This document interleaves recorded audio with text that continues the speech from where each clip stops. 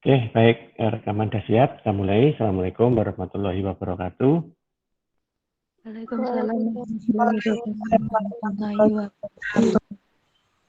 Alhamdulillah, wasyukurillah, wala haula wala quwata illa billah. Pagi hari ini seperti biasa kita masih diberi kesempatan oleh Allah untuk melanjutkan pembahasan materi kuliah kita. Yang hari ini kita jadwalnya adalah melanjutkan materi kuliah teori akuntansi ya. Hari ini pertemuan yang ke-7, yang sebenarnya ini harusnya saya sampaikan sebelum UTS kemarin, tapi ya nggak apa-apa lah. Ini kita bahas lagi, walaupun di soal UTS kemarin sekilas materi hari ini sudah saya singgung. Ya. Tapi ya maklum karena memang belum ada pembahasan ke arah itu, jadinya bisa jadi ada yang memang sudah bisa menjawab walaupun masih cerempet-cerempet, ada yang kayak bingung ya, tapi ya oke, tidak ada masalah. Yang penting kita sudah punya satu pemahaman yang sama terkait dengan maksud dari soal. Seperti yang kemarin di SPM saya sampaikan, ketika kita memahami soal-soal seperti mata kuliah ya sangat subjektif seperti ini karena sifatnya teoritis, maka harusnya lebih hati-hati ya. Karena maksud dari sebuah soal itu bisa sangat luas. Karena memang ada beberapa di antaranya juga yang masih punya pemahaman yang tidak sinkron dalam menjawab soal ya. Ya kayaknya masih salah paham juga ya. Nggak tahu ini salah paham atau mungkin karena tidak menguasai saja ya. Tetapi akan ada baiknya juga kalau coba kita luruskan aja ya. Seperti kemarin saya tidak akan menjawab soalnya, cuman saya akan meluruskan maksud seperti ketika kita bahas di SPM kemarin. Oke, monggo kalau ada yang masih membawa soal teori akuntansi, ya. Kalau kemarin sempat ngeprint atau mungkin sedang lihat di komputer, monggo silakan dilihat di slide yang saya sampaikan ini ya. Oke, kita lihat di ini ya. Oke, tadi kebetulan saya juga sedang membuka-buka soalnya. Apa sih kemarin yang saya tanyakan kok beberapa jawabannya itu ada yang beda gitu. Saya kira, tapi ya monggo nanti untuk pembelajaran aja. Yang paling penting sebenarnya bagi saya itu bukan seberapa benar jawaban yang kalian berikan ke saya. Bukan. Karena hal-hal sifatnya teoritis seperti ini kebenarannya itu relatif. Bagi kalian mungkin itu merasa sudah betul, tetapi bagi pemahaman saya bisa jadi itu masih belum cukup untuk dikatakan betul gitu ya. Nah, sehingga coba kita pahami bersama maksud dari soal ini ya. Soal pertama itu rata-rata oke, karena ini hanya menjelaskan istilah ya. Itu what is counting. Jadi seolah walaupun yang dijawab itu memang sangat variatif, tapi setidaknya sudah mengarah ke definisi itu. Ya, karena hanya menanyakan masalah definisi aja. Ya, socially constructed, existing as human being, ya, value social phenomena, social, political, economic life, financial aspect. Nah, itu kan 5 hal yang mendefinisikan tentang counting. Dan itu insya Allah sudah kita pernah bahas itu kemarin. Di slide juga sudah ada, intinya kalian mencari di Google itu juga pasti akan dapatnya lebih lengkap. Ya. Nah, ini karena kita kuliahnya masih seperti take home ya. Jadi mumpung kita masih daring seperti ini ya manfaatkan sebaik-baiknya seharusnya. Mumpung belum kuliah dengan close book lagi di kelas seperti dulu-dulu. Nah, insya Allah ini sudah oke ya. Kemudian yang kedua, nah ini, coba keywordnya dari pertanyaan itu ada di depan. Apa perbedaan mendasar? Itu keywordnya. Rata-rata yang dijelaskan teori kepemilikan adalah, sekali lagi seperti itu, teori entitas adalah, teori dana adalah. Nah, padahal yang ditanya bukan definisi ya. Kalau yang menjelaskan definisi ya bukan itu arahnya, oke? Okay? Ini yang ditanya adalah perbedaan mendasar dalam struktur teori akuntansi. Ya. Nah, sebenarnya ini cukup satu kalimat simpel kok, kalaupun mau menjawab ya. Karena yang ditanya hanya perbedaannya. Dan seolah perbedaannya juga nggak banyak. Dijawab satu juga nggak apa-apa. Apa perbedaan mendasar dari ketiga teori itu? Teori kepemilikan, teori entitas, dan teori dana. Yang ditanya itu perbedaannya, bukan apa maksudnya. Kalau kita cermati di materi yang pernah kita bahas dulu, memang saya tidak secara implisit mengatakan perbedaannya di sisi apa, tetapi secara eksplisit di situ kelihatan bahwa teori kepemilikan dengan rumus seperti itu, dengan pengertian seperti itu, entitas, dana, jelas di situ perbedaannya ada di pengakuan apa? Pengakuan modal, ya. Kan beda-beda pola pengakuannya. Kalau nggak pengakuan modal, juga pengakuan aktiva, nah, juga nggak apa-apa. Nah, seperti itu. Nah, ini adalah perbedaan. Nah, cukup seperti itu aja. Perbedaannya ada di pengakuan modal dan pengakuan aktiva. Sudah cukup. Ya. Oke, jadi yang ditanya bukan definisi. Yang ketiga juga begitu. Ya. Ini tadi yang saya katakan. Sebenarnya lebih detail nanti akan kita bahas dalam pertemuan kita hari ini. Ya, tapi sekilas saya coba menanyakan itu. Siapa tahu kalian sudah bisa memahami di awal. Ya. Taksonomi bidang akuntansi yang dilihat dari sudut pandang science, teknologi, and art. Ya, taksonomi. Taksonomi itu kalau mau diterjemahkan sudut pandang atau arti juga boleh. Ya, apa-apa, boleh.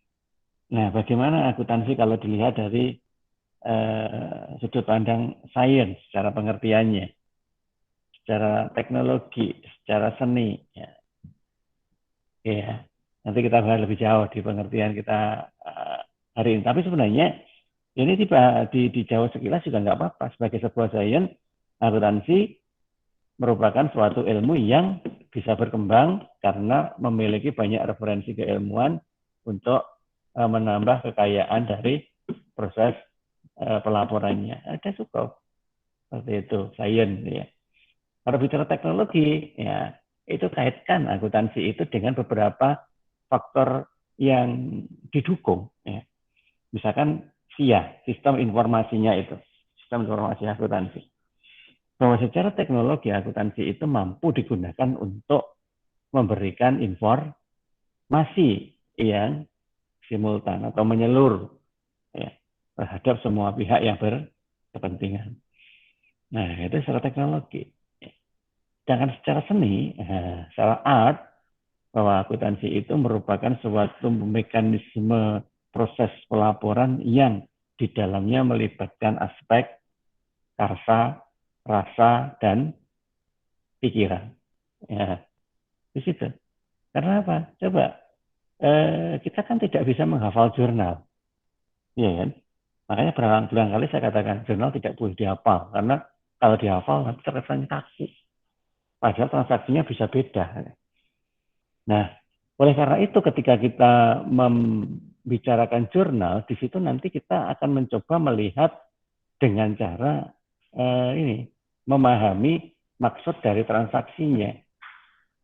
Sehingga ketika kita belajar membuat jurnal dulu dalam ikhtisarnya, itu kan kita mencoba melihat apa berpengaruh terhadap apa, kan cuma begitu aja. Misalkan kita mengeluarkan uang untuk membeli bahan baku ya secara tunai. Jadi ketika kita mengeluarkan uang itu berpengaruh terhadap pengurangan kas. Nah, atas pengurangan kas itu, maka persediaan bahan bakunya bertambah. Sehingga hanya berpindah saja dari kas dipindah ke persediaan. Sehingga secara aktif lancar masih sama. Nah, itu kan sesuatu yang sebenarnya membutuhkan harsa. Ya. Jadi lebih banyak mengedepankan aspek ini logika. Nah, logika yang digabung dengan rasa. Rasa yang mana memastikan bahwa apa yang dicatat itu sesuai dengan realitas. Nah, disitulah kemudian kita bicara terkait dengan seni. Ya, nanti kita baru bicara. Nah, seperti itu. Jadi, nggak apa-apa. Kalaupun misalkan kalian menerjemahkan jawaban ini dari sudut pandang cara berpikir kalian sendiri, itu juga lebih baik. Yang penting arahnya benar. Karena saya paling mementingkan arah dari jawaban. Yang paling saya utamakan itu. Perkara yang mau dijawab itu apa, monggo. Kemudian ketika yang dijawab itu pakai referensi yang macam-macam, yang berbeda-beda, silakan. Itu lebih bagus. Yang penting arahnya sama. Ya, karena ini jawabannya adalah sangat subjektif. Nah, jadi seperti itu ya. Jadi yang saya lihat hanya arah. Kalau arahnya sudah sesuai, berarti ya sudah, saya anggap itu betul. Tapi kalau arahnya itu menyimpang, ya berarti ya salah gitu ya. Ditanya dari mana kok jawabannya besok, gitu. Nggak bisa. Arahnya sudah nggak sama. Kemudian yang keempat, keterkaitan. Nah, kalau kita bicara keterkaitan itu berarti apa relevansi yang terjadi antara standar akuntansi keuangan, prinsip akuntansi, dan tabu itu. Ya. Jadi keterkaitan. Keterkaitan itu sekali lagi bukan definisinya loh. Standar akuntansi keuangan adalah prinsip akuntansi keuangan. Ya oke, monggo kalau mau didefinisikan. Tetapi setelah itu gimana keterkaitannya? Ya, atau kalau tidak didefinisikan juga nggak apa-apa, Om. Yang ditanya memang bukan definisi kok, langsung keterkaitannya kan. Nah, kalau di sini kalau keterkaitan itu pasti ketiganya itu punya hubungan, karena yang ditanya keterkaitan. Nggak mungkin kalau yang ditanya keterkaitan, kemudian ada yang tidak punya hubungan, nggak mungkin gitu ya. Ya, karena yang ditanya keterkaitan. Sekarang, bagaimana posisi standar akuntansi keuangan itu dengan prinsip akuntansi dan prinsip akuntansi berterima umum? Nah, kita lihat aja. Standar akuntansi itu kan sudah bentuk jadi. Ya, sebuah aturan jadi. Di mana di dalam aturan jadi itu, kalau kita lihat hierarki struktur akuntansi yang kemarin, ya dari situ sebenarnya untuk jawabnya. Dari standar akuntansi yang jadi itu kan berisi beberapa aturan terkait dengan praktek. Nah, praktek itu terjadi karena ada dasar yang melatar belakanginya, yaitu apa? Prinsip akuntansi. Sehingga prinsip akuntansi merupakan latar belakang atau dasar yang digunakan untuk membuat standar akuntansi keuangan. Ya, kalau yang jawab dua itu aja sudah oke. Jadi prinsip akuntansi itu dasar dari penyusunan standar akuntansi keuangan. Sehingga standar akuntansi keuangan itu nanti bisa diterima secara umum oleh semua pemakainya. Ya sudah, keterkaitannya cuma seperti itu. Ya. Sehingga jangan diterjemahkan saja tanpa ada hubungannya itu ya. Karena yang ditanya memang bukan terjemahannya. Oke, yang arahnya sudah ke sana, apapun jawabannya is oke.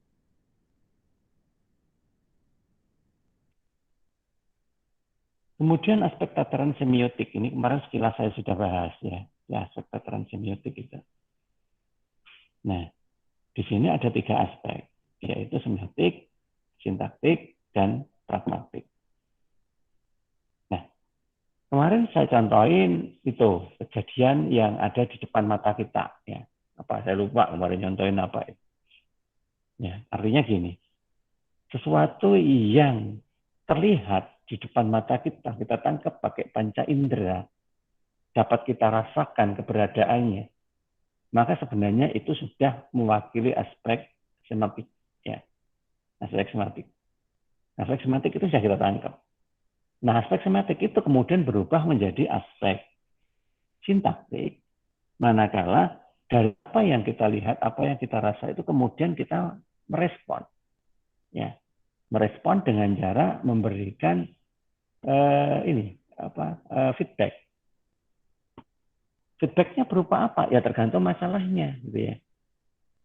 Kalau masalahnya itu memang menyangkut hal-hal yang sifatnya urgent, biasanya feedback yang akan kita lakukan itu cepat. Kita punya serangkaian opsi. Nah, nanti saya harus begini, nanti saya harus begini, nanti saya harus begini. Walaupun itu masih hanya sekedar planning. Tetapi planning itu tadi merupakan sebuah aspek sintaktik ya di dalam rangkaian semiotika itu. Nah, kemudian selanjutnya maka kita melakukan aktivitasnya. Aktivitasnya berupa apa? Pragmatik. Jadi kita sudah langsung melakukan. Jadi kita melihat sesuatu itu sintaktik, kemudian kita memberikan opsi respon atas sesuatu yang kita lihat itu berarti sintaktik, dan kemudian kita melakukan eksekusi atau melakukan suatu aktivitas berdasarkan apa yang kita rencanakan itu. Berarti itu pragmatik. Ya, jadi seperti itu saja sebenarnya jawabannya. Monggo kalau mau diulas seperti apa itu terserah gitu ya. Yang penting arahnya sudah seperti itu. Ya. Cuman kalau arahnya nggak ke sana ya nggak pas. Sekali lagi ya.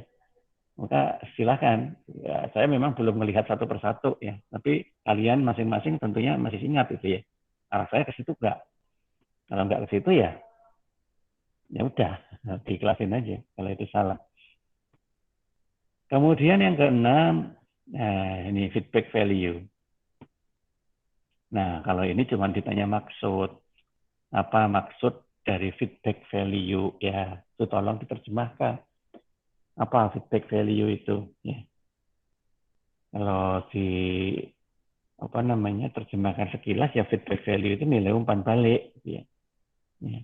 Umpan balik yang kita peroleh dari apa yang kita lakukan. Nah, terus akan lebih baik lagi kalau kalian bisa memunculkan contohnya dalam sebuah proses pelaporan. Ya. Proses pelaporan. Jadi pelaporan keuangan sama laporan keuangan itu beda. Kalau pelaporan itu adalah kata kerjanya, kalau laporan itu kata bendanya. Ya. Jadi dalam proses pelaporan itu apa feedback value-nya? Ya, mungkin kita menyampaikan sesuatu sesuai dengan apa yang kita mampu, dan ternyata ada beberapa pihak yang merasa kurang cocok dari sesuatu yang kita laporkan tersebut sebelum kita publish. Ya. Nah, itu nanti akan jadi feedback value. Tapi sifatnya itu internal biasanya kalau seperti itu. Nah, kalau yang sifatnya eksternal gimana? Kalau yang sifatnya eksternal berarti sudah kita publish laporannya. Dari laporan keuangan yang sudah kita publish itu muncullah reaksi. Pertama yang paling bereaksi adalah investor. Ya. Investor kemudian jadi gimana? Jadi lebih spekulatif atau jadi ini under spekulatif. Gitu. Nah, terkait hal itu kita bisa melihat dari pergerakan nilai harga saham. Nah, jadi seperti itu feedback value ya, dalam laporan keuangan. Yang terakhir,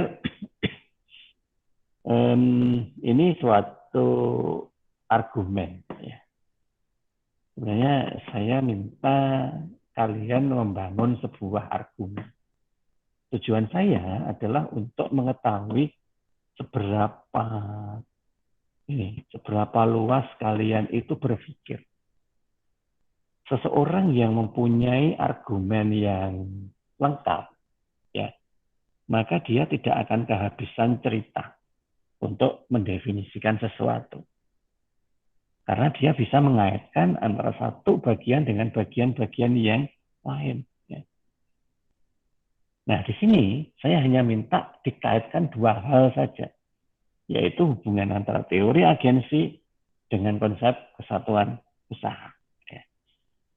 Going concern. Nah, apa hubungannya? Nah, kalau kita ambil kata kuncinya, hubungan antara agensi teori dengan konsep kesatuan usaha itu adalah berada pada posisi ini apa namanya istilahnya apa ya lebih tepat menggambarkan ini ya. Ini seperti gini loh. Suatu kegiatan yang terjadi pada aktivitas normal perusahaan ya, itu kan terdiri dari beragam kepentingan. Nah, ketika ada satu atau dua atau beberapa kepentingan yang berbeda dengan tujuan utama perusahaan, maka biasanya mereka akan melakukan upaya untuk memperoleh keuntungan secara sepihak. Nah, ketika keuntungan secara sepihak itu tidak sampai mengorbankan nilai saham yang menjadi ukuran perusahaan itu nggak masalah. Tetapi kadang-kala keuntungan sepihak itu ini bisa sampai mengorbankan turunnya nilai harga saham. Contohnya apa? Ya contohnya ketika dia ini menyembunyikan suatu informasi yang seharusnya dipublish, yang mana informasi itu didasari atas hasil analisis laporan. Baik itu laporan keuangannya maupun laporan kinerja keuangannya. Nah, masing-masing orang itu kan bisa sebenarnya menganalisis. Tetapi kan kemampuan untuk membangun analisis itu kan beda-beda. Ada orang yang punya kemampuan membangun analisis itu sangat detail. Nah, sehingga bisa menyentuh pada hal-hal yang ya mungkin tidak bisa terbaca oleh orang yang bisa membangun analisisnya itu hanya secara rata-rata saja. Nah, ketika banyak orang yang belum mengetahui, padahal si A, si B yang mampu membuat detail tadi mengetahui, maka dia akan mengambil kepentingan itu ya untuk dirinya sendiri. Nah, ini tadi yang saya maksud. Kalau itu memang tidak sampai menyebabkan nilai saham itu berubah drastis, is okay, nggak masalah. Itu hanya untuk kepentingan-kepentingan yang sifatnya secara umum saja. Tetapi kalau sampai mengubah harga saham, karena memang itu nanti sangat mengejutkan, mengejutkan publikasinya, maka di sini yang nanti akan menyebabkan suatu permasalahan. Nah, posisi teori agensi ada di situ. Ya. Karena apa? Karena pihak agen dan pihak prinsipal sebagai pemilik itu tidak melakukan sesuatunya itu secara real time. Dia bergantung pada informasi laporan dan hasil analisis tadi. Nah, kalau ada hasil analisis yang ada yang ditutup, ya, yang tidak tersampaikan, dan tahunya justru dari pihak luar, maka akan muncul panic selling terhadap saham. Nah, ketika terjadi panic selling, maka harga saham akan jatuh. Nah, itu yang mengkhawatirkan.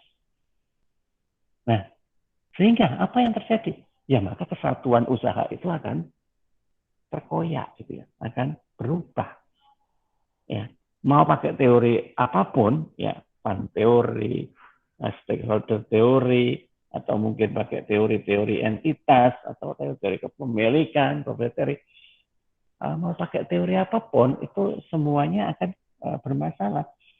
Sehingga kalau kita simpulkan dalam satu kalimat begitu, teori agensi yang mengarah kepada hasil negatif akan menyebabkan kesatuan usahanya menjadi rusak.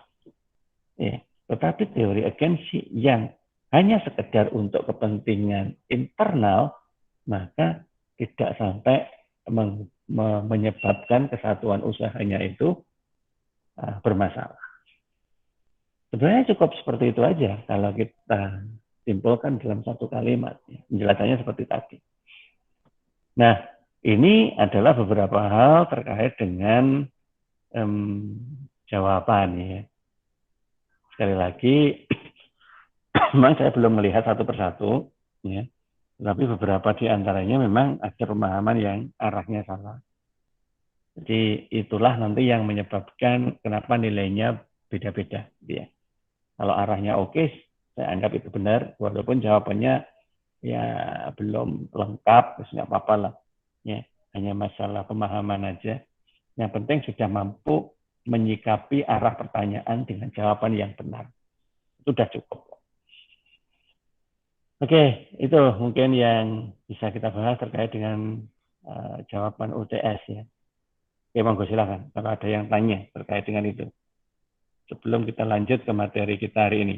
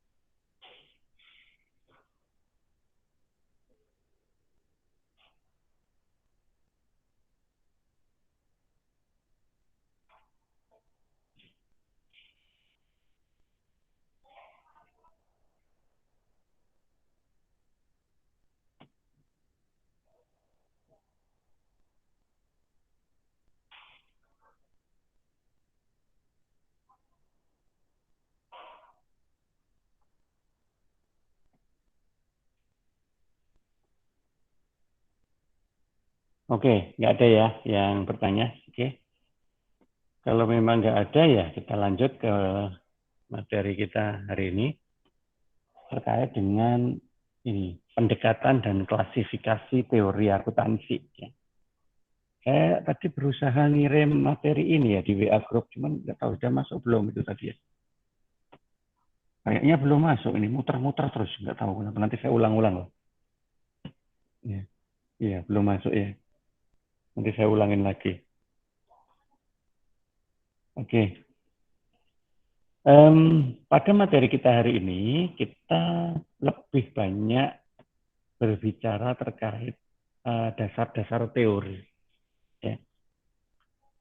Karena apa? Ya, karena kita bicara mata kuliah teori akuntansi ya. Yang beberapa pertemuan-pertemuan sebelumnya kita sudah bahas hal-hal yang mengarah ke akuntansi secara teoritis. Nah, sekarang kita coba dalami lebih jauh terkait dengan konsep teori itu sendiri itu seperti apa. Teori itu bisa kita sebut dengan beberapa dimensi seperti ini. Yang pertama adalah sesuatu yang abstrak. Ya, ya jelas abstrak. Karena apa? Ya ini hanya eh, bisa kita ketahui dari sebuah tulisan. Yang mana kita tidak bisa membuat sebuah wujud. Kalaupun teori akuntansi ini dipakai untuk membuat laporan keuangan, maka wujud yang muncul bukan teori akuntansinya, tetapi laporan keuangannya. Nah, kemudian kalau kita mencari teorinya atau di sebelah mana, itu kan tidak kelihatan. Makanya kita sebut di situ abstrak. Tapi, walaupun abstrak, itu kita bisa merasakan bahwa itu ada. Ya. Bahkan tanpa sebuah teori, bisa jadi apa yang kita lakukan itu menyimpang. Ya, menyimpang. Karena teori merupakan dasar ketentuan untuk membawa hal-hal yang akan kita lakukan itu sesuai dengan koridor yang seharusnya. Dan teori inilah yang kemudian nanti akan menyebabkan terjadinya konsistensi. Konsistensi secara merata. Ya. Sebuah prinsip akuntansi bisa dikatakan berterima umum gara-gara ada teori. Kalau nggak ada teori, maka akuntansi itu akan beda antara satu dengan yang lain. Kalau nggak percaya, lihat aja. Orang-orang yang menyusun laporan keuangan tanpa menggunakan standar akuntansi yang benar. Maka laporan keuangan pasti akan disusun sesuai dengan pemahamannya masing-masing. Ya, disinilah kemudian mulai muncul model-model laporan baru yang ya aneh gitu ya. Kalau kita melihatnya dari sudut pandang teori akuntansi atau akuntansi secara ketentuan umumnya, maka itu tidak disebut akuntansi yang berterima umum. Ya hanya berterima bagi dirinya sendiri. Nah, makanya kita akuin itu abstrak. Kemudian yang kedua adalah ideal. Nah, ideal tadi relevansinya dengan peruntukannya. Ya. Untuk apa sebenarnya teori ini? Dan kalau misalkan teori itu tidak ada, bagaimana yang akan terjadi? Nah, Maka ketika dibandingkan antara ada dan tiada itu sangat signifikan, maka keberadaannya jadi penting. Nah, walaupun nanti ketika kita menerapkan teori itu, belum tentu teori itu bisa kita gunakan sepenuhnya. Kita bicara aja terkait dengan teori akuntansi yang mengarahkan pada sebuah proses penyusunan laporan keuangan. Saya yakin tidak semua unit usaha yang menyusun laporan keuangan itu menggunakan proses pelaporan keuangan seperti di teorinya. Ya, mungkin ada yang dihilangkan, mungkin ada yang diubah. Dan itu sesuatu yang wajar, tidak masalah. Kenapa? Karena harus menyesuaikan dengan realitas yang ada di tempat itu. Sedangkan teori itu bicara pada posisi yang paling ideal. Posisi yang seharusnya. Nah, seharusnya menurut siapa? Ya menurut teori itu aja, bukan menurut tempat di mana akan digunakan. Nah, karena tempat yang akan menggunakan itu bisa beda karakteristiknya, maka teori itu nanti akan di-adjustment.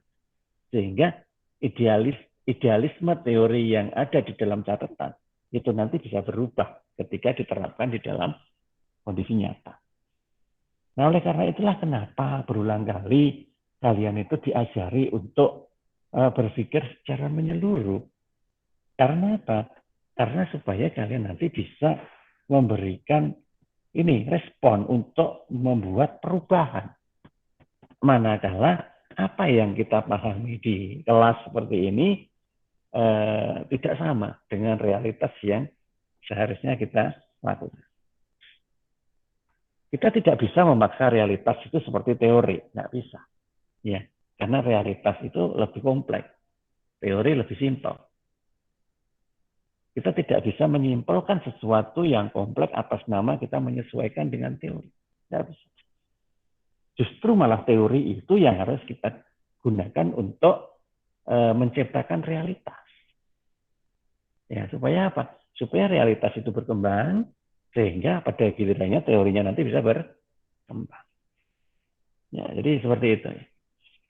Lawan atau pasangan sesuatu yang nyata atau praktis. Ya, jelas. Karena memang sifatnya intangible tadi ya.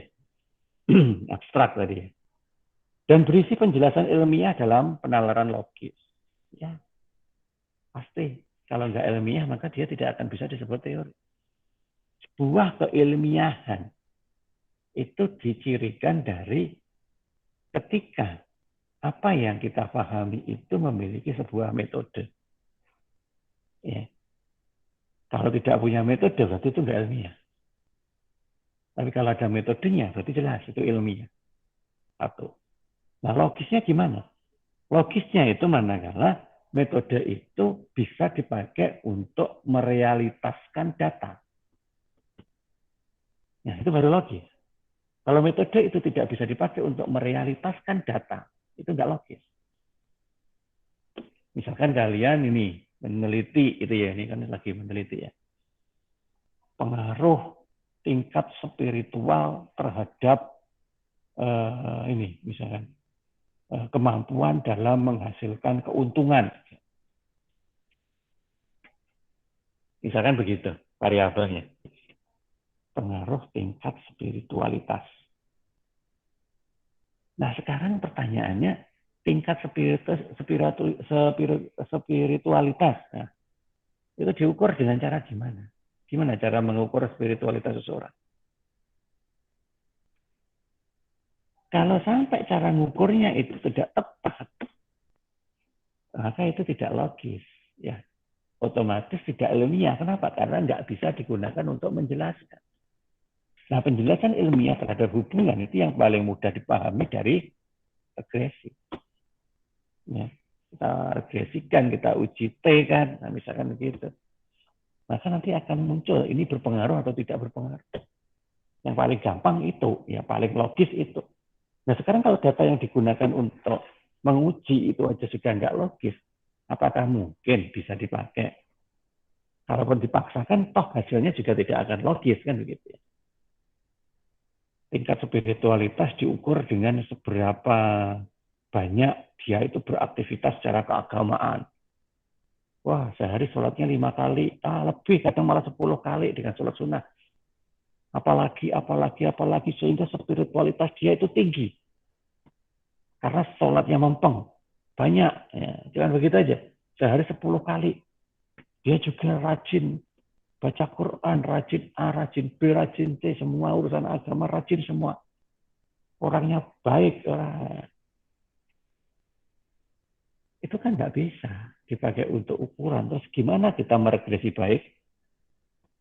Gimana kita meregresi data yang dihasilkan dari ukuran ini, sholatnya banyak? Nggak bisa. Oleh karena itu, maka itu tidak logis. Dan itu tidak bisa disebut sebagai sebuah dasar teoritis. Nah, oleh karena itu, maka harus mencari cara supaya itu bisa diuji secara ilmiah dengan data yang bisa diterima sehingga logis. Nah, ini masuk ke teori. Nah, oleh karena itulah nanti ketika kita bicara akuntansi sebagai objeknya, maka kita akan melihat dalam perspektif teori akuntansi ini, akuntansi itu nanti cenderung dominan sebagai sebuah sains atau sebagai sebuah teknologi. Keduanya memang masuk, cuman saya katakan lebih dominan mengarah kemana. Nah, kalau sudah seperti itu ya bergantung pada akuntansi itu digunakan di mana. Ya. Kalau akuntansi itu digunakan di tempat seperti kita, kalangan-kalangan akademisi, maka akuntansi itu nanti menjadi sebuah sains. Karena nanti bisa kalian teliti A, B, C, D, kemudian menghasilkan temuan-temuan dari hasil penelitian yang digunakan berdasarkan metode-metode yang kita pahami. Maka itu menjadi sebuah sains, ya, ilmu pengetahuan. Tetapi dia menjadi sebuah teknologi kalau kemudian kalian lulus dari kuliah ini, kalian bekerja sebagai seorang accounting, kemudian masuk ke dalam sebuah tim dalam perumusan sistem informasi akuntansi, misalkan ya, maka di situ akuntansi akan menjadi sebuah sumber informasi yang diolah dengan menggunakan analisis kinerja keuangan yang kemudian bisa di-share untuk mengambil keputusan beberapa pihak yang berkepentingan. Nah, itu sudah jadi teknologi. Sama, kita bicara akuntansi, tetapi dari sudut pandang mana kalian menggunakan, maka dia bisa menjadi sebuah sains, bisa menjadi sebuah teknologi. Ya, cirinya, ketika kita bicara akuntansi sebagai sebuah sains, maka cara berpikir kita adalah secara positif. Artinya apa? Artinya kita mengembangkan dengan metode-metode yang jelas. Maka kita butuh serangkaian metode supaya akuntansi itu bisa terus berkembang. Tetapi ketika kalian sudah memakai akuntansi itu sebagai sebuah teknologi, kalian sudah nggak pakai metode-metode itu. Ya.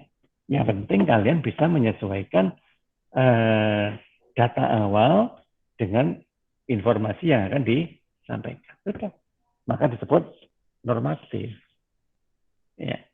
Normatif, karena beda kepentingan nanti beda cara. Tetapi kalau sebagai sebuah sains, mau punya kepentingan apapun, metodenya harus jelas. Kalau nggak kuantitatif, ya kualitatif sudah. Cuma dua itu. Nah, oleh karena itulah maka antara teori positif dan teori normatif itu nanti punya aspek pembeda. Nah, tolong ini dicamkan, ya. Karena nanti kalau saya bertanya apa bedanya, maka aspek-aspek inilah yang harus kalian munculkan. Satu, bentuk pernyataannya jelas berbeda antara teori positif dan normatif. Ya. Secara positif, bentuk pernyataan yang dihasilkan itu adalah adalah ya. Jadi kita lebih banyak mendefinisikan. Karena apa? Kita mencari sebuah definisi-definisi teori baru yang nanti bisa kita pakai untuk memperkaya teori-teori sebelumnya. Sehingga nanti akan muncul teori baru lagi yang merupakan pengembangannya. Nah, itulah makna dari is. Sedangkan kalau di praktisi, kita bicara secara normatif, maka yang muncul hanya should atau auto. Ya. Seharusnya gimana? Nah, seperti itu. Jadi wajar saja nanti kalau kalian bekerja sebagai seorang staff accounting ya, saya bicara staff accounting itu bukan untuk merendahkan, enggak ya, karena kita memulai karir itu kan bisa dari bawah. Ya, oke deh, staff accounting dulu. Yang penting sudah sesuai dengan keilmuannya. Maka jelas pimpinannya akan tanya, Mbak, seharusnya laporan keuangan itu seperti apa sih yang benar menurut akuntansi itu? Nah, should kan, ya seharusnya gimana? Maka kalian harus siap jawaban itu. Jangan sekali-kali berani daftar kerja sebagai seorang accounting, kalau apa yang saya singgung ini tadi kalian tidak punya jawaban.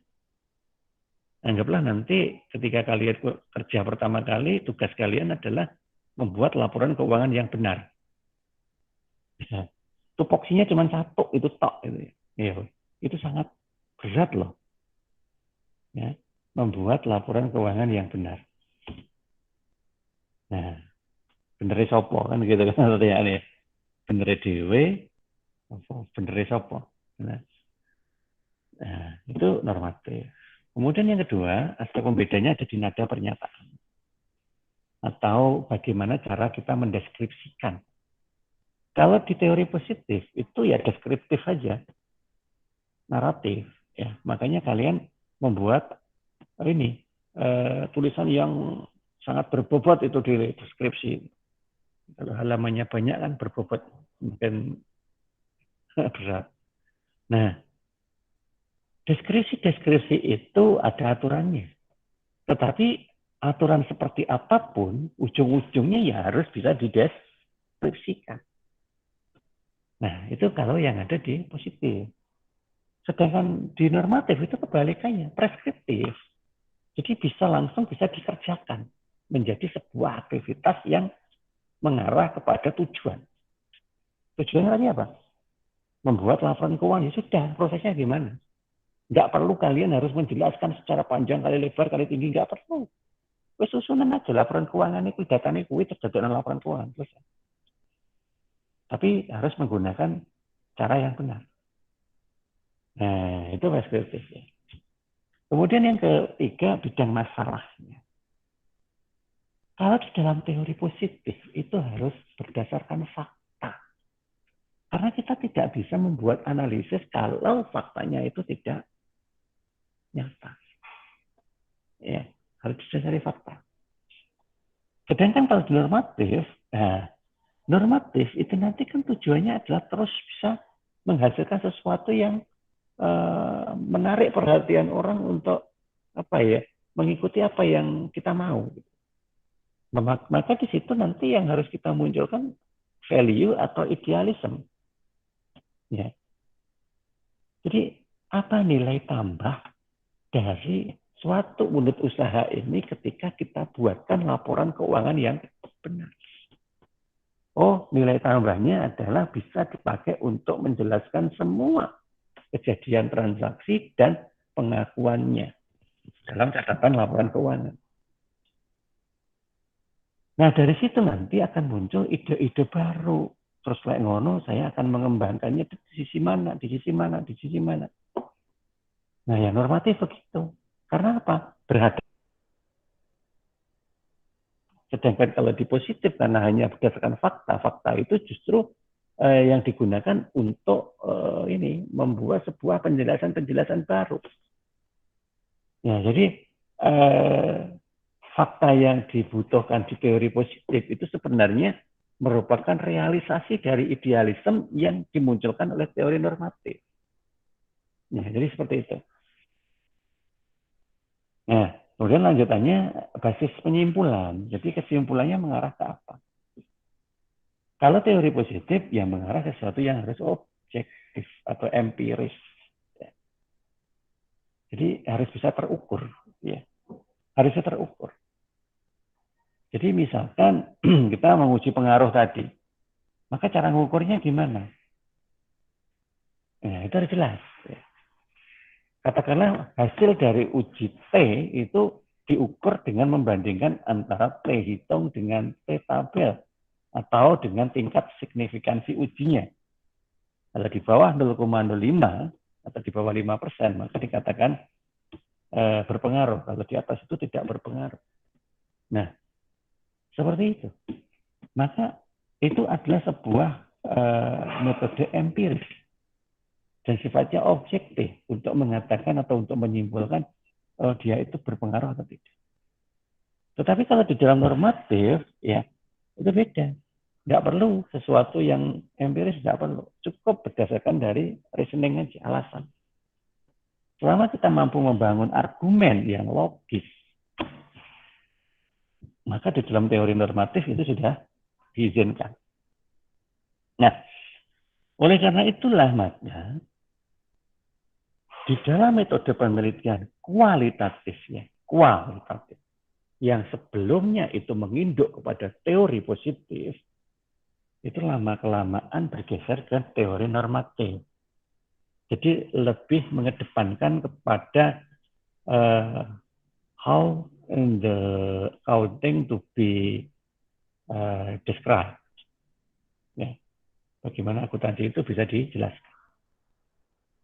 Ya, bukan hanya sekedar dilaporkan. Sebab kalau di dalam teori positif mentok dilaporan. Ya. Sedangkan di teori normatif sampai reasoning. Nah, kriteria diterima atau tidaknya kalau di teori positif itu benar salah. Ya. Jadi kalau nggak sesuai dengan ketentuan ya salah, sama dengan ketentuan berarti benar. Ya. Sedangkan di normatif itu tidak ada benar salah, ada yang cuma good or bad. Ya. Baik atau buruk. Kalau bisa memiliki reasoning yang bagus, maka itu dikatakan good. Ya. Tapi kalau reasoningnya itu nggak ada, maka itu bad. Sesuatu yang benar, tetapi tidak bisa dijelaskan dengan cara yang tepat, maka dia akan bad. Jadi baik atau buruk itu bukan realitas. Ya. Baik atau buruk itu adalah berdasarkan reasoning. Ya. Atau sebaliknya, realitas yang jelek pun, kalau kita mampu mengemas dengan reasoning yang bagus, maka itu bisa jadi good. Ya. Nah, kalau nggak percaya, lihat aja loh. Ini krisis ekonomi akibat pandemi. Di mana banyak sekali yang mengatakan bahwa krisis ekonomi itu berdampak pada ini banyaknya orang-orang yang kemudian menjadi miskin. Ya.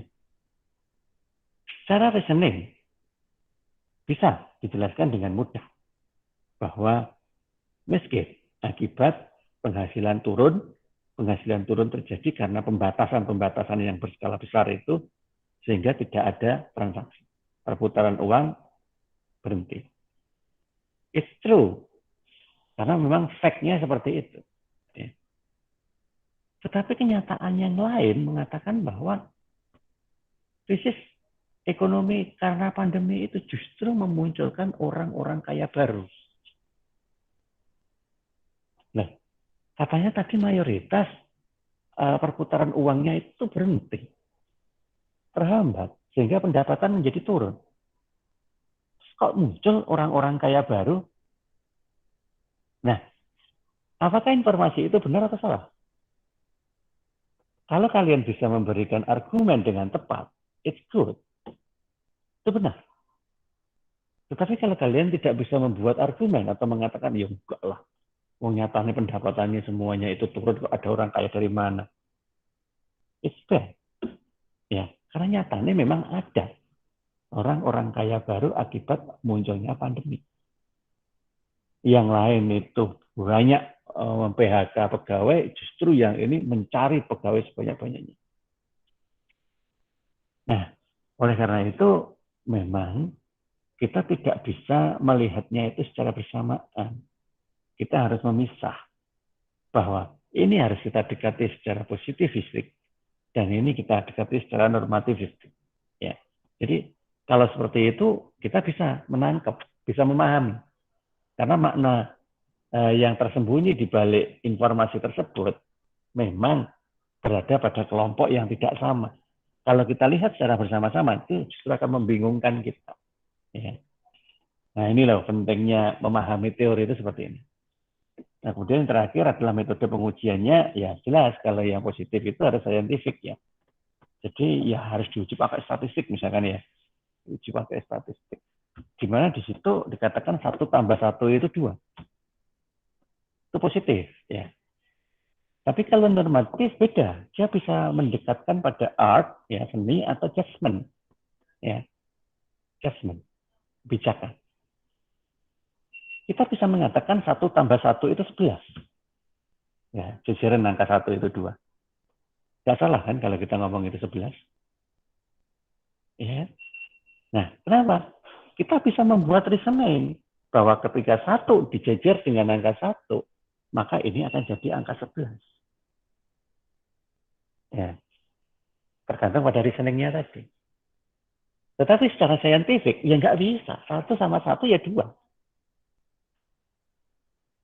Nah, inilah beberapa hal yang harus kita pegang ya, dalam memaknai suatu realitas. Bahwa itu lebih cenderung cocok kita tangkap dengan pendekatan teori positif atau kita tangkap dengan pendekatan teori normatif. Nah, di sini aja, dipisah jadi 2 aja. Itu kalau itu nanti digabung, maka akan campur. Dan ketika campur, nanti kita nggak bisa membuat penjelasan. Karena arahnya tidak jelas. Nah, kemudian masih di positif dan normatif lagi. Di dalam teori akuntansi positif, itu jelas harus ada bukti empiris. Ya. Karena apa? Karena nanti kita harus bisa menjelaskan ini. Apakah, misalkan ya, apakah informasi aliran gas itu mempunyai kandungan informasi? Ya, mana bukti empirisnya? Maka kita menyusun yang namanya laporan arus gas. Nah, kemudian yang kedua misalkan, faktor apa saja yang mempengaruhi tingkat pengungkapan sukarela? Ya. Bagaimana kita menjelaskan secara positif? Nah, berarti ada bukti-bukti empiris yang menyampaikan bahwa semua yang terjadi itu telah diungkapkan. Tidak ada sesuatu yang ditutup-tutupi. Ya. Apa itu buktinya? Ya sudah laporan audit cukup. Minta aja seorang auditor independen untuk mengaudit laporannya, kemudian muncul opini, kalau opininya sampai WTP, ya tidak bagus. Jadi ini apa? Secara positif, empiris. Ya. Mengapa perusahaan cenderung memilih metode persediaan ya, masuk terakhir keluar pertama ya, LIFO ya, last in first out. Nah, ini harus kita berikan sebuah analisis kalau kita bicara secara empiris. Ya, bahwa last in first out itu ternyata lebih menguntungkan. Kenapa? Karena kita bisa menentukan harga jual sesuai dengan harga beli bahan baku yang terakhir. Ya, sehingga kita tidak punya jeda antara nilai pengeluaran kas dalam pembelian bahan baku dengan penetapan harga jual berdasarkan dari overhead-nya. Nah, seperti itu. Nah, ini adalah sesuatu yang empiris. Beda dengan yang normatif tadi ya, yang perlu penalaran logis. Misalkan terkait dengan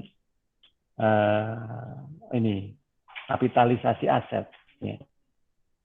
Saya ngomong seperti ini sudah paham ya. Semoga semester 7 sudah paham. Jadi kapitalisasi aset itu adalah pengakuan sebuah aset ke dalam modal yang mungkin sebelumnya diakui di dalam posisi ya bisa jadi hutang ya. Sehingga nanti kita harus ada penjelasan-penjelasan yang bernalar ya. Mengapa itu perlu dikapitalisasi? Ya, kapan itu saatnya dikapitalisasi dan berapa nilai kapitalisasinya? Nah, ini hanya bisa dijelaskan secara normatif. secara positif nggak bisa. Ya.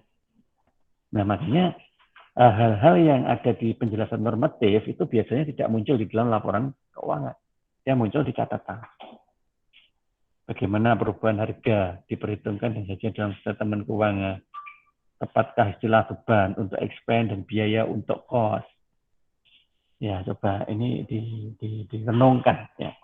Bagaimana kita memberikan penjelasan secara logis atas permasalahan seperti itu. Nah, inilah beberapa permasalahan yang berada pada aspek positif dan aspek normatif. Ya. Nah, oleh karena itulah tadi di semiotikanya kita nanti bisa mengarahkan beberapa kejadian-kejadian tadi dengan menggunakan pendekatan yang tepat. Supaya apa? Supaya dia masih linier dengan bidang teorinya. Nah, ini tadi ya. Mulai simetik, sintaktik, pragmatik, positif, normatif, deduktif, induktif. Nah, itu semua adalah aspek teorinya. Ya. Oke, nanti just to know aja dulu lah ini ya.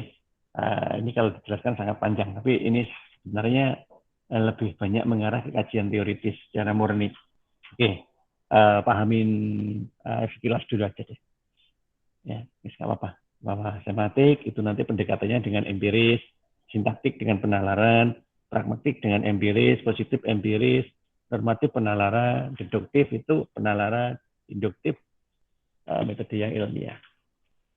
Nah, jadi seperti itu beberapa konteks yang perlu kita pahami secara teoritisnya. Nah, oleh karena itu, maka nanti kita akan bisa menentukan is the accounting as a art, science, or technology. Ya, di sini. Sekali lagi, kita bisa memberikan definisi dari ketiganya. Bisa. Tergantung dari di mana kita menggunakan akuntansi itu. Ya, seperti tadi sudah saya bahas sekilas di awal. Ya, posisi art, science, and technology. Oke, kita pahami ini aja ya. Ini merupakan sebuah taksonomi. Nah, apabila kita itu menggunakan akuntansi, tidak ya ini dalam kata yang digarisbawahi dan dicetak tebal, tidak mempunyai kepentingan personal. Kenapa kok saya sampai menekankan pada kalimat itu? Karena rentan sekali ya kepentingan personal itu bisa muncul sewaktu waktu pada saat kita sedang ya, menggunakan akuntansi. Ya mungkin kalian belum bisa merasakan saat ini ya, karena kalian belum terlibat di dalamnya. Kalau Pak Arief sudah bertahun-tahun berkecimpung di bidang itu, jadi sangat ngerti sekali seperti apa kondisinya. Nah, oleh karena itulah maka yang perlu dijaga sepenuhnya di dalam diri kita. Itu sebenarnya ini. Keterampilan mengerjakan sesuatu berdasarkan aspek ini. Perasaan, intuisi, pengalaman, bakat, dan pertimbangan atau judgment. Atau kebijakan juga bisa judgment itu. Hal-hal ini. Nah, terkadang ketika masalah itu sudah sangat pelik ya, sudah sangat kronis.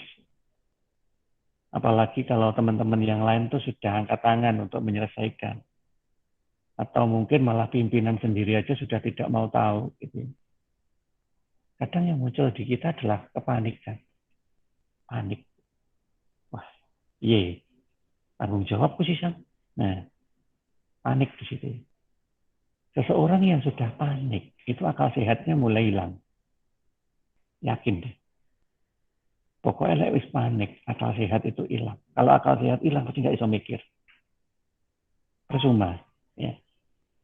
Ya, nikmatin aja kepanikannya dulu sampai bisa menemukan cara untuk menepis kepanikan itu. Ya, saya tidak bisa mengatakan caranya apa gitu ya. Karena kan masalahnya kita nggak tahu. Tapi yang jelas, jangan jangan sampai kita mencoba untuk mencari solusi manakala pikiran kita masih panik ya, atau kalut ya. Nggak akan ketemu.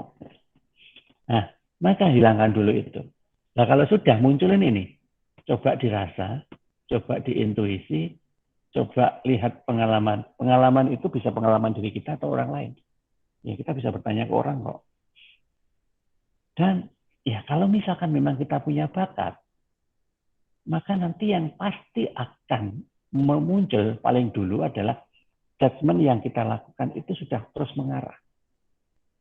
Ya, walaupun itu hanya kira-kira gitu ya. Walaupun hanya perkiraan, tapi itu sudah mengarah. Kenapa? Karena kita punya bakat. Bakat itu bukan bawaan lahir, tidak. Ya. Bakat itu muncul karena kita sering melatih. Nah, ini sangat tergantung kalian. Seberapa sering kalian melatih cara berpikir kalian. Sudah.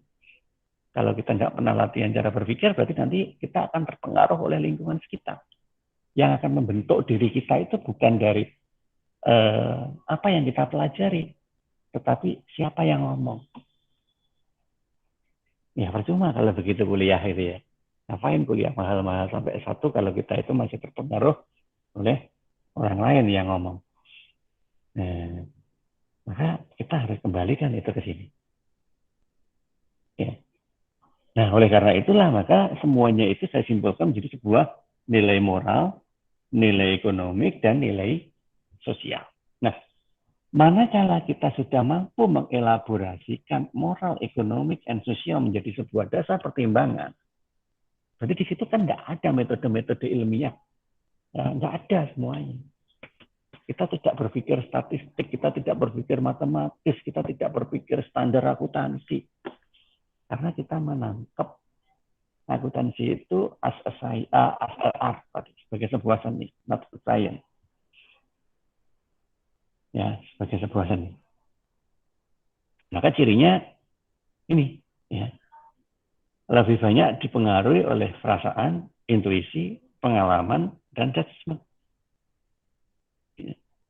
Sehingga dasar yang digunakan adalah dasar-dasar moralitasnya, ekonomiknya, dan sosial. Nah, sehingga kalau moral, ekonomik, dan sosial itu tidak support, ya jangan sekali-kali menggunakan aspek art di dalam sebuah konten.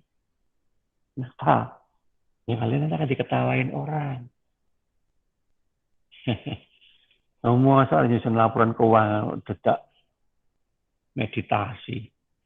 Padahal meditasinya ini tadi dilakukan untuk menghilangkan kepanikan. Ya kan? Tetapi orang kan akhirnya mikirnya malah aneh-aneh gitu ya. Orang kebong menyan sisa nyebar kembang kok piye kono, undang demit, kira sampai laporannya. Memang ada setan angka, adanya setan kredit. Ya, ini kan seperti itu ya. Kenapa? Karena cara berpikirnya beda. Apa? Ya, karena moralitasnya tidak sama, aspek sosialismenya tidak mendukung. Maka kalau memang itu tidak support, ya jangan capek-capek untuk mengubah moral, ekonomik, dan sosial ketika kita akan mencoba membangun art in accounting. Enggak.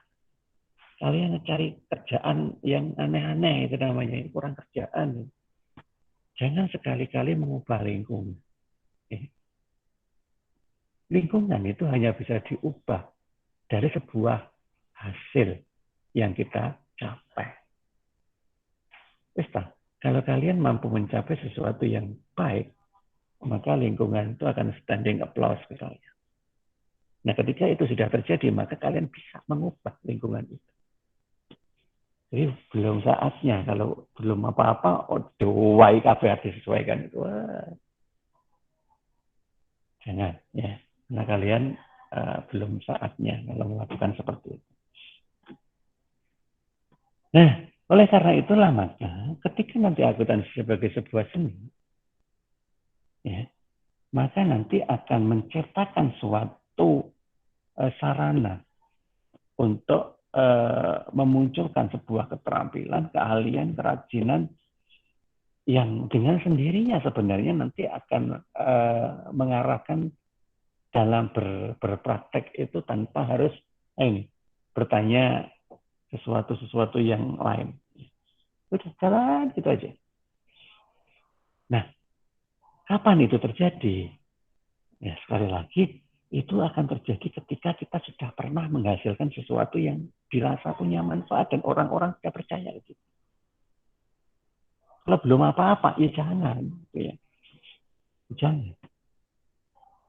Munculkanlah kepercayaan dulu dari semua pihak yang membutuhkan informasi kita. Nah, ketika nanti yang lain sudah percaya, monggo. Kalau kita akan memunculkan something is different in counting. Ya, sehingga lebih banyak dituntun oleh pengalaman dan pengetahuan. Kita sudah menjadi orang yang profesional. Nah, lebih tepatnya, manakala kita menerapkan prinsip ini aja dulu. Sains, yang mana di sini orientasinya adalah menetapkan sebuah kebenaran. Ya. Benar. Seperti yang tadi saya katakan, rata-rata dari seorang staf akuntansi itu pasti dapat pesan dari pimpinannya untuk membuat laporan keuangan yang benar. Maka kita harus mampu membuat kebenaran itu dulu. Nah, kebenarannya didasari dari apa? Ya aturan. Ya sudah, selama kita sudah mentaati ketentuan yang berlaku, pasti itu benar. Itu yang paling mudah dan paling simpel untuk dilakukan. Maka nanti yang menjadi karakteristik di dalam menggunakan sains dalam akuntansi, yang pertama adalah memiliki nilai koheren. Ya. Memilih nilai korespondens. Ya. Coherent and correspondence itu lebih mengarah kepada referensi. Jadi mencari referensi-referensi yang sesuai, pihak-pihak lain yang bisa mensupport, membantu, ya, sharing pengalaman, sharing metode, maka nanti kita baru bisa memunculkan sesuatu yang teruji. Artinya teruji itu ketika kita laporkan feedbacknya positif semua. Ya. Nah, itu semuanya nanti akan menciptakan sesuatu yang kemudian bisa dipahami secara umum. Berterima umum atau universal. Nah, ketika semuanya itu sudah tidak mempertanyakan hal-hal terkait dengan teknis, ya, metodologis dalam sebuah proses, ya sudah, itu secara sains is okay, sudah selesai, sudah benar. Ya pertahankan itu sampai menghasilkan sebuah capaian. Ya. Maka ketika capaian itu sudah terjadi, monggo kalau misalkan kita mau look in something different in counting menjadi sebuah art tadi ya. Ya. Nah ini ya, rules of science, ada kuncinya di situ. Jadi ikutilah ketentuan yang berdasarkan kaidah ilmiah. Ya kaidah ilmiah berarti apa? Kalau di dalam praktek berarti ya standar akuntansi. Nah, barulah nanti kalau memang ini sudah oke, kita mengarah ke teknologinya. Ya, teknologi menciptakan sebuah jaringan misalkan ya. Yang mana nanti jaringan itu akan bisa membawa sebuah informasi-informasi yang bisa ditangkap oleh banyak pihak, terutama pihak-pihak yang berkepentingan tadi. Ya. Oke, monggo nanti bisa dibaca kesimpulannya seperti itu.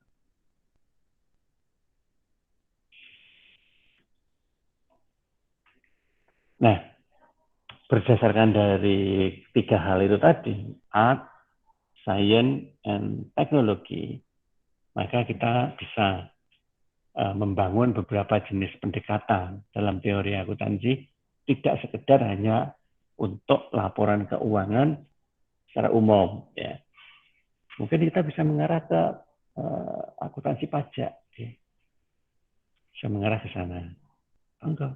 Karena nanti pajak itu mempunyai cara berakuntansi yang berbeda. Ya.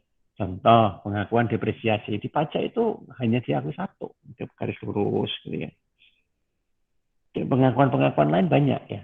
Kalau sudah pernah dapat akuntansi pajak ya, mestinya ngerti. Kalau belum ya coba browsing-browsing. Karena nanti uh, biasa apabila terjadi sebuah revisi atas laporan keuangan yang kita laporkan untuk lampiran pelaporan pajak. Kemudian dari pajak akan menggunakan akuntansi pajak untuk mengkoreksinya. Nah, sehingga muncullah koreksi fiskal. Biasa itu.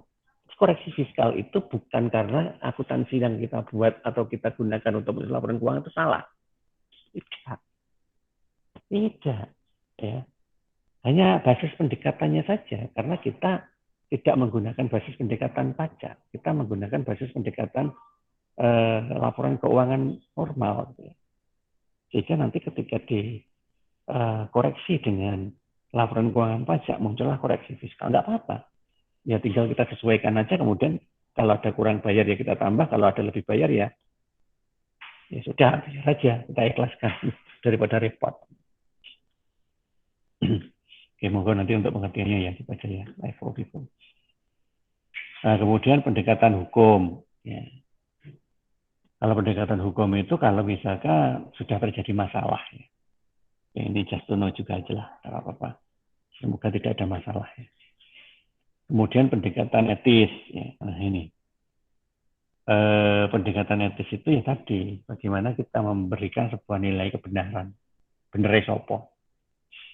Nah, maka di sini harus ada penjelasan yang normatif. Ya. Kalau sudah seperti itu, berarti kita menggunakan dasar normatif. Ya. Pendekatan ekonomi, ya itu pasti. Ini mulai dari yang makroekonomi, mikroekonomi, ya, itu semuanya pasti digunakan. Ya. Dan sosial. Kemudian behavior, ya pendekatan perilaku. Nah, kalau sudah mengarah ke perilaku, itu nanti sih sebenarnya ya, ketika kita sudah berada pada posisi yang tidak sekedar staff, posisi seperti itu. Itu sudah level middle up gitu ya. Kalau manajemen itu sudah middle up. Ya kalau di level lower belum ini ya, belum bisa mengarah ke situ. Cuman ya nggak apa-apa, kita sekedar tahu dulu aja bahwa perilaku dari organisasi itu harus sesuai dengan metode akuntansi yang digunakan. So, kalau metode akuntansinya tidak mencerminkan perilaku organisasinya, maka nanti di situ seolah-olah tidak real. Kenapa? Ya karena perilaku itu lebih dominan untuk mempengaruhi karakteristik dari user. Dan itu juga menjadi dominan ketika akan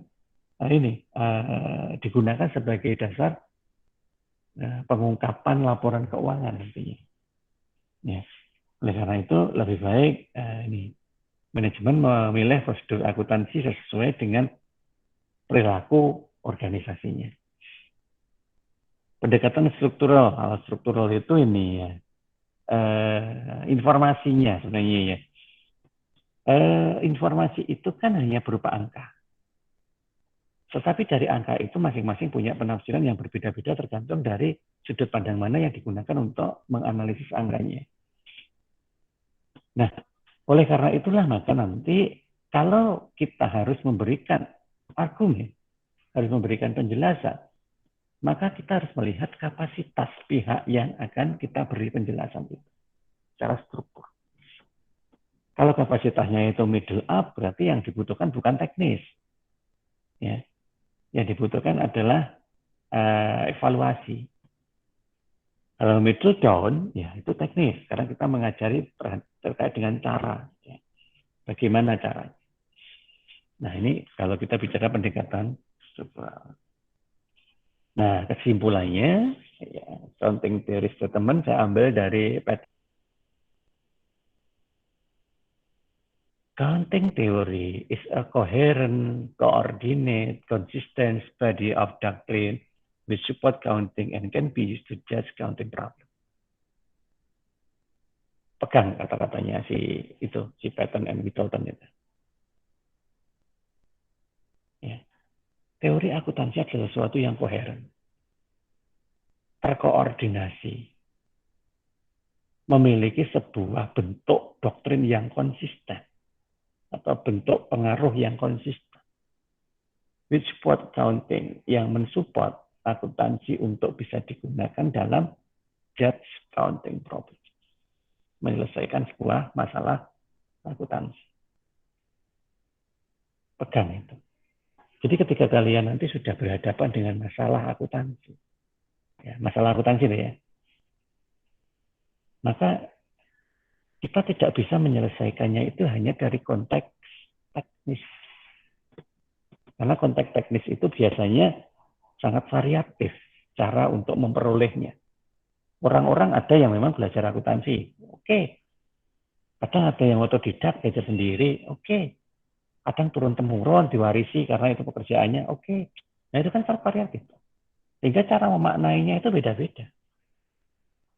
Nah, yang tidak bisa divariatifkan karena bisa berterima umum, itu hanya teori. Maka kembalikanlah kepada teorinya. Sehingga manakala nanti kalian ada masalah, kemudian kalian bisa menyelesaikan dengan dasar teori yang tepat, dan masalah itu selesai, maka katakanlah bahwa teori ini loh yang kita akan gunakan untuk menyelesaikan masalah ini. Maka ke depan, nanti kalau ada masalah yang sama, maka berangkatnya kembali ke teori, bukan judge masing-masing dari personal. Jadi kalau kembali ke judge masing-masing personal itu punya basic yang beda-beda, kan nanti juga akan menghasilkan hal yang tidak konsisten. Nah, di situ yang tidak boleh, karena akuntansi itu harus diterima umum. Ya. Nah, ini adalah simpulan dari apa yang kita bahas pada pagi hari ini. Termasuk ada tambahan dari asobat ya, tapi kalau asobat saya tidak terlalu, karena hanya definitif aja. Tapi saya lebih cenderung untuk dipegang ke depan itu ada punyanya pattern and problem. Oke, mungkin seperti itu yang bisa kita bahas pada pagi menjelang siang hari ini. Monggo jika ada yang ditanyakan, silakan.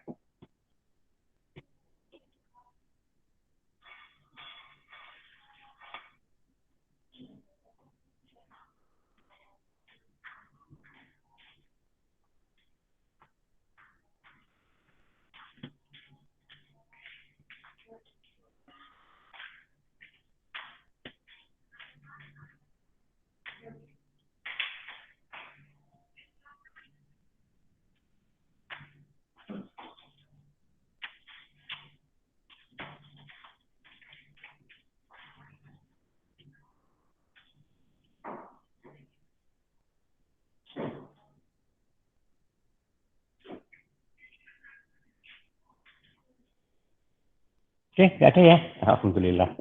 Berarti sudah bisa menerima apa yang saya sampaikan. Oke, kalau begitu kita akhiri pembahasan kita pada pagi hari ini. Insya Allah ketemu lagi pembahasan materi teori akuntansi berikutnya minggu depan. Ya. Semoga bermanfaat. Kita akhiri. Assalamualaikum warahmatullahi wabarakatuh. Waalaikumsalam warahmatullahi wabarakatuh. Waalaikumsalam warahmatullahi wabarakatuh.